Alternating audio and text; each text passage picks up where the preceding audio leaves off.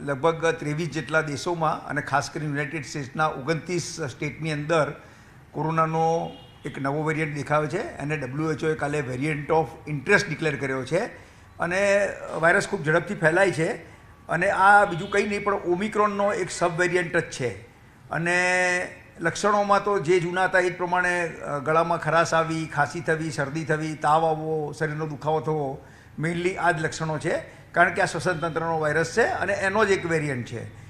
ભારતમાં હજુ કોઈ કેસ ખાસ દેખાયા નથી અને પરિસ્થિતિ એકંદરે કંટ્રોલ હેઠળ છે. બીજું ખાસ આમાં એક વસ્તુ જાણવા જેવી એ છે કે આમાં કોઈ ગંભીર રીતે કોઈ રોગ કરતો નથી. ચોક્કસથી લોકોને ઇન્ફેક્શન થાય છે અને સાધારણ ઇન્ફેક્શન થતું હોવાથી એ મટી પણ જાય છે. હા, આપણે ખાસ તકેદારીમાં એવું છે કે સરકારની જવાબદારી આવે છે કે આવા કોઈ પોઝિટિવ કેસો આવે તો એનું જીનોમિક સિક્વન્સિંગ કરવું જોઈએ જેથી ખબર પડે કે કયો નવો વેરિયન્ટ આવ્યો છે.